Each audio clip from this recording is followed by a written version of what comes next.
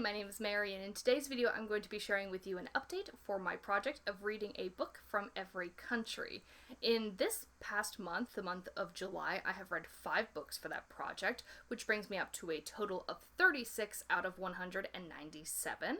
So for this month I read books from Sierra Leone, Turkey, Sri Lanka, Saudi Arabia, and Rwanda. So let's get right into the books. The first book that I'm going to talk to you about is called Radiance of Tomorrow by Ishmael Beah. This is a book which is from Sierra Leone, and it follows a community who are trying to piece their lives back together after having suffered through a conflict, which is closely based on the conflict that the author actually participated in as a child soldier. As you might be able to imagine, this book is intensely emotional, and it is a kind of harrowing read, definitely in some parts. This book, part of the structure of this book is that it follows several different characters as they're piecing their lives back together, trying to piece their community back together and understand how they're going to be able to balance how they lived before with the changes that have come after the conflict, including the introduction of a mining company, which is taking away a lot of the young men who live in this community and forcing them to work at this mine if they want to make any decent money. The problem that I have with this book was that I found it a little bit unfocused. Similarly, I was struggling with when the writing felt like I wasn't able to grasp quite what Ishmael Beah was going for. In the introduction, he writes that he struggled with trying to find equivalent phrases in English that conveyed something that in his native language would have been quite lyrical and quite beautiful and quite evocative, but just the translation of that didn't quite work for me, and I'm not sure what can be done about that. It's just that sometimes I felt like he was going for something and I just couldn't get there as a reader, and so I struggled with that. But really, it was the disorganization, not of the writing, but of the plot of the story that made me struggle. Because I couldn't get invested in any of the characters. There were a lot of them, and they were not very well fleshed out or distinguished from one another. I wonder if somebody who was writing as part of this conflict or reading after having participated or having been affected by this conflict would find those kind of vagaries a little bit more accessible, because it would mean that they would see themselves in the writing, and so I'm not quite sure about that, honestly. In the end, I ended up giving this book 3 stars. I'm going to get the bad books over with quickly and just talk about the 2 that I really didn't like this time around. The first of those is The Red-Haired Woman by Orhan Pamuk. A funny story about this is that this is actually the second Orhan Pamuk book that I have read, which means I have read a book from Turkey before. I just totally forgot about it during my video where I talked about all of the progress that I have made so far towards this goal. So, I decided to repent by doing another one of these books and trying to get a sense. It has been a number of years since I've read Orhan Pamuk, so I didn't like the one that I had read by him. I think it was Istanbul. But I decided to give it a go again and just repent for having messed up and forgotten about an entire country. So this time I read The Red-Haired Woman. This is a book about a young man who is about to go away to university. He has been slotted to go there and to study. And although his family doesn't have a lot of money, his father is in and out of the picture, mostly gone, and his mother is raising him by herself.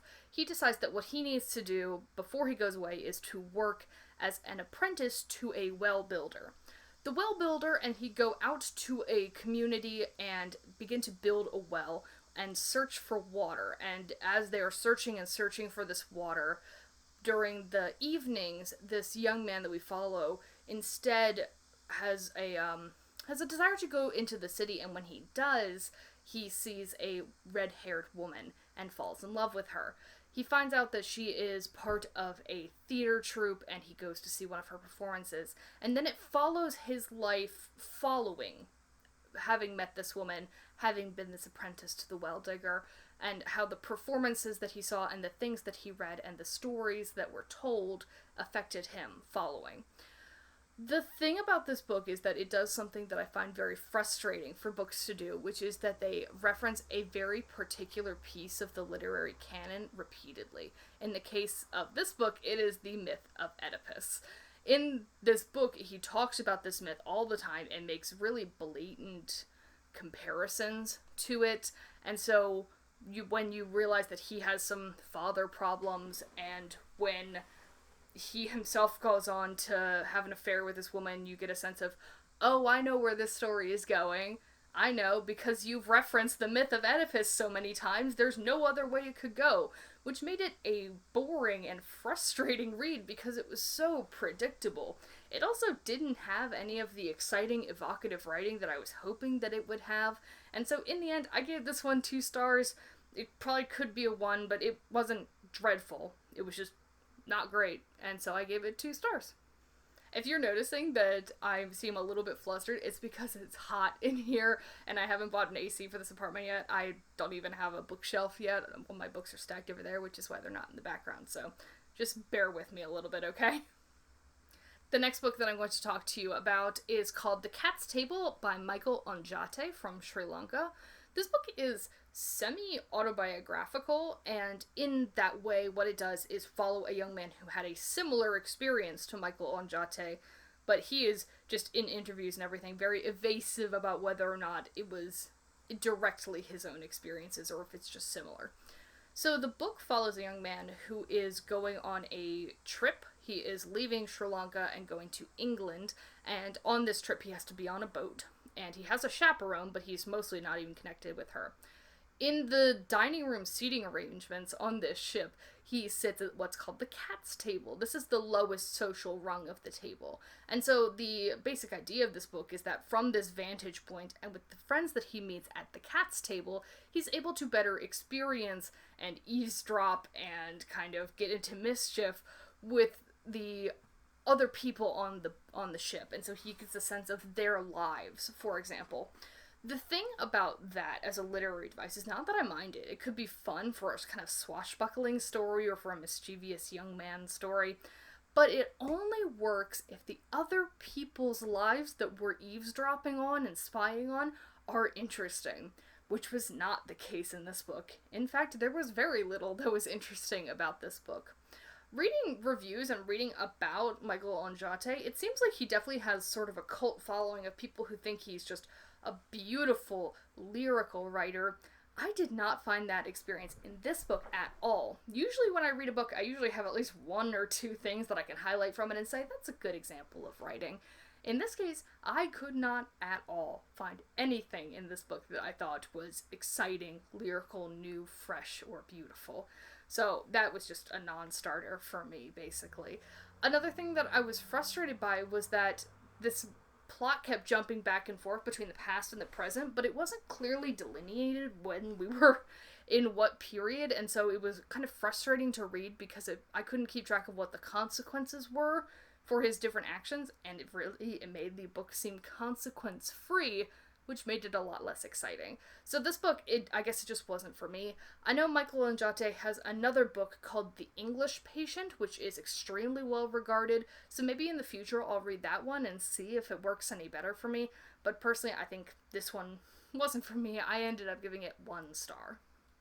I'm going to close off this video with the 2 memoirs that I read this month. The first one is called Daring to Drive by Manal al-Sharif.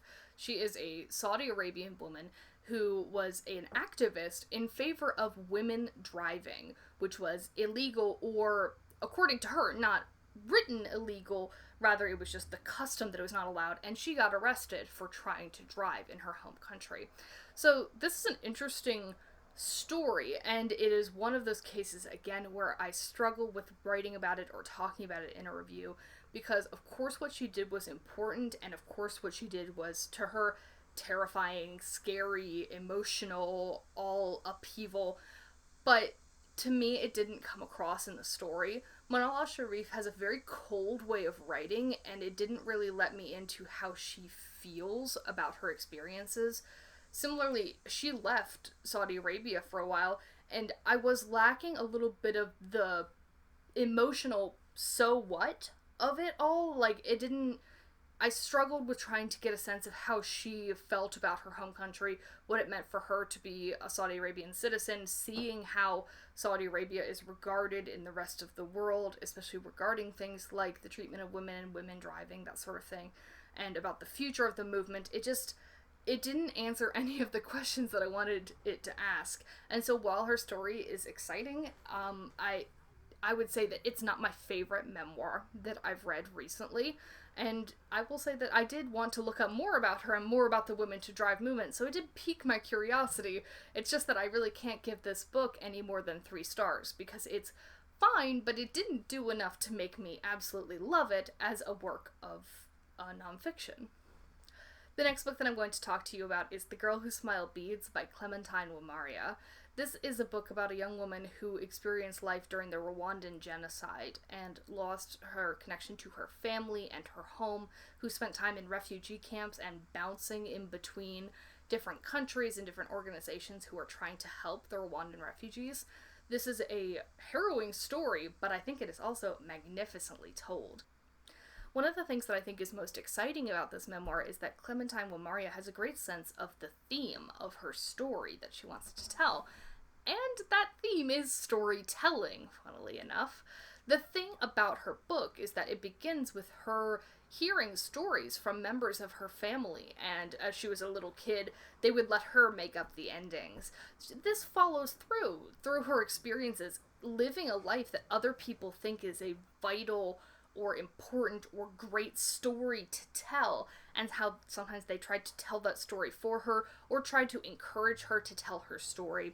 She has a great sense of self-awareness about how she tells her story differently for different audiences, and that is really exciting to read because you do get a great sense of how much agency she has taken over her story when originally she felt like she didn't have any agency at all in her situation. When she was reunited with her family on the Oprah Winfrey Show, unbeknownst to her that this was going to happen, you get a sense of how, to an audience, the mostly American, mostly fairly privileged in comparison to the sufferers of the Rwandan genocide, how they thought of this as a great emotional moment, and how she just felt kind of numb at parts. Like, she didn't know how to react, and she didn't know how to communicate with her family, and you get a sense of the differences in between the reality of her life and the stories that were told about it and projected about it. I think this was remarkable. I think the amount of rage that she was able to write about and convey in these times when people were trying to tell her story for her, or were trying to kind of convolute her story and twist it towards their own purposes, is so refreshing to read. I gave this one 5 stars. It would definitely be one of my top memoirs to recommend if you're looking for something different, if you're adding something to your global reading challenge and want to try a nonfiction book maybe, or if you just want to read about someone whose activism comes from a deep-rooted personal sense of self. This was a great one to read, and I highly recommend it. Alright, I'm melting my face off, so we're going to wrap up this video now. Those are the 5 books that I read this month for my global reading challenge. Since I am at now 36 of the books, I'm starting to realize what needs to happen going forward for this challenge. The first thing that I want to focus on is theming the books that I read. In June, I read specifically LGBT-centric books that are international for my challenge. That was really helpful in both finding and picking the books, but also in narrowing down how I was going to talk about them and comparing them to one another. That was wonderful. This month, I struggled a little bit with these books trying to find a central theme that I felt like I could talk about and frame my thoughts around.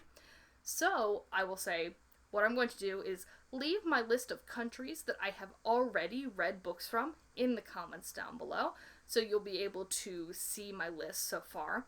Then I am going to ask for you to recommend a theme that I might try to pursue in these next couple of weeks as I try to read 5 more. Hopefully this month I will read 5 more. Maybe I won't get that far, but maybe I will. And tell me what theme I should pursue and maybe 1 or 2 book recommendations to fit that theme. That would be really helpful, and I think a really fun way of concluding this challenge for the summer. Keeping in mind, I'm going to try to read books from warm countries in the summer, so don't recommend me a Norway book just yet. Thank you very much for watching. Bye!